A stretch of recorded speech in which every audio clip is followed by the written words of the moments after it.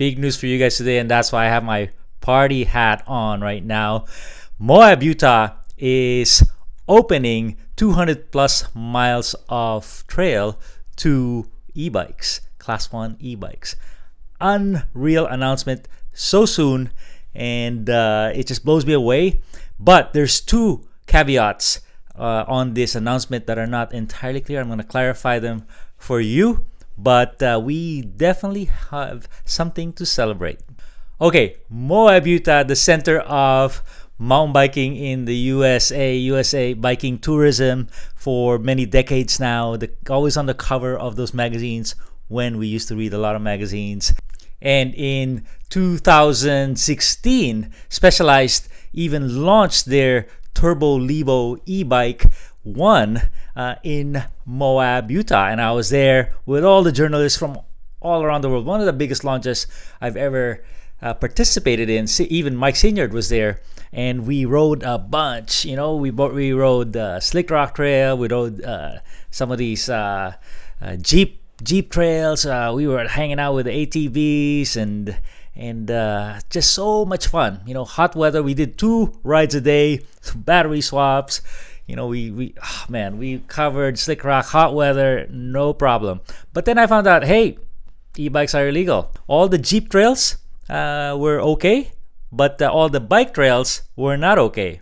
And I think that kind of shocked me because it seemed so perfect for e-bikes, because it was all a tourism, off-roading economy is what they thrived on. But there were some few hardcore decision makers out there that just hated e-bikes. And just like most kind of cities and states in the country, change is hard.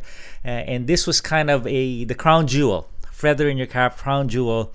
When is this gonna flip to allowing e-bikes? So it flipped on September 29th. The locals told me they were expecting it already. Oh, by the way, there was one trail that was legal to e-bikes, and that was called Dead Horse. It was kind of a dead horse. Not good, beating a dead horse. But on September 29th, BLM just put out this announcement and said, hey, after much review, we are opening all these trails, about 16 trails or trail networks, to Class 1 e-bikes. Boom! One-shot deal, no phase out, no easy rollout. They were just, it's needed for the economy. We don't want to just open 2 at a time, because it's going to funnel all the attention into and crowding into a couple trails. Let's just do it. We know, we've done our studies. We know it's okay, and it was just mind-blowing that this happened so soon.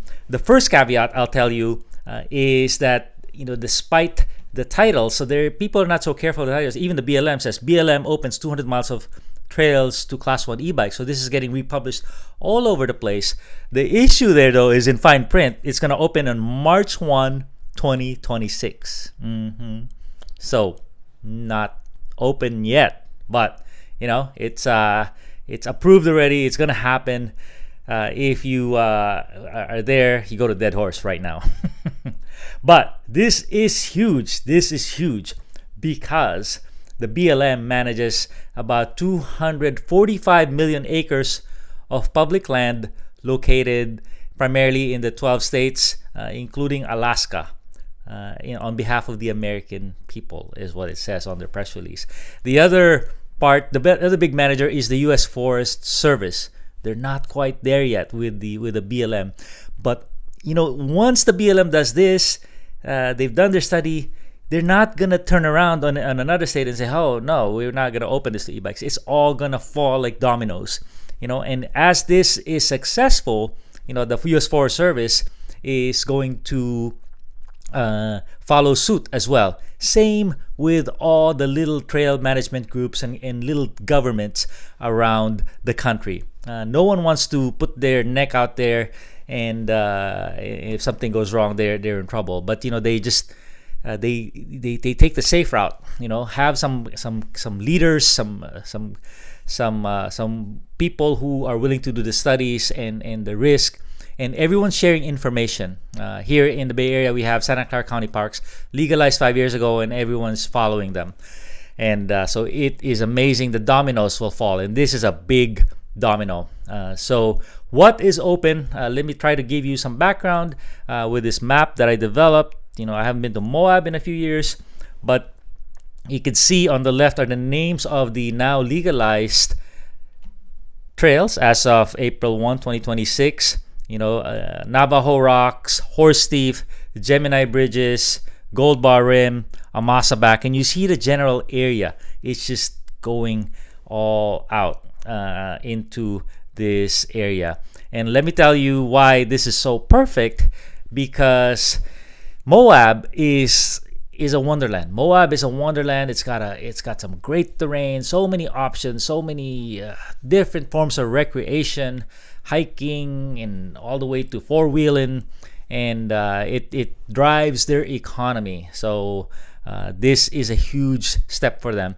And e-biking, e-mountain biking is only gonna go one way, and that is up. As normal biking, the industry is declining, the e-biking is really taking up the slack and lifting it up. So very important. In Moab is a desert, and it's a very harsh environment. Rugged weather, very dry, and sometimes it's 100 degrees. So e-bikes is absolutely perfect for it, because it enables people of different kind of fitness abilities to explore and venture out without even having to use a shuttle van. There's a lot of shuttle services in Moab, and this will just supplement that. Also, so many new trails have been developed. I used to go to Sedona every year. I said, Moab, I don't like Slick Rock. But then when I came back, I'm like, wow, they have Mag 7, Captain Ahab, Portal, Porcupine, so many trails that have been dialed in for e-bikes. And there's erosion, the soft soil, it's not so much of an issue because most of the place is made of rock. It is so perfect for e-bikes. So that means there's steps and ledges and difficult conditions that will be perfect for e-bike. And they do have the temperatures. They have it's either very cold or very hot. So it's hard to die. It's perfect temperature for a couple months in the year probably. So that's kind of the landscape.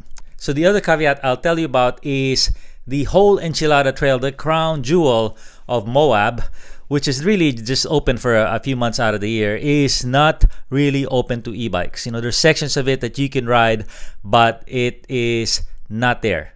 So the some trails are just not listed, and the problem is twofold. One is there's some crowding at the bottom. So LPS, Lower Porcupine single track, Porcupine Rim single track, not open to e-bikes. And the bigger problem is the upper part is really not open. So that is managed by the U.S. Forest Service, Burro Pass, what is this thing? Hazard County. So the trails up on the La Salle Peaks, they're managed by the U.S. Forest Service, and they have a few more concerns. They're slower on the adoption of e-bikes. So no whole Enchilada for you e-bikers. So that's the other part of other caveat of this celebratory announcement for e-bikes.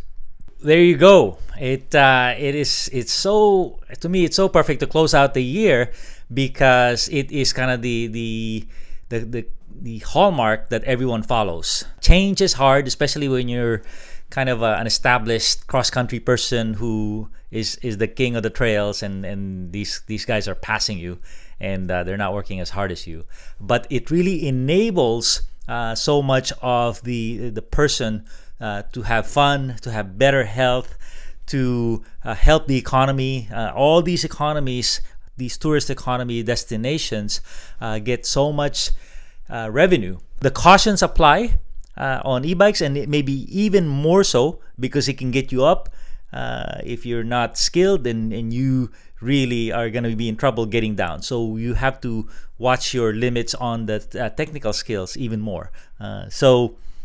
But celebration all around, and I think this is a great day for e-bikers everywhere, and also mountain bikers. Thanks a ton, everybody.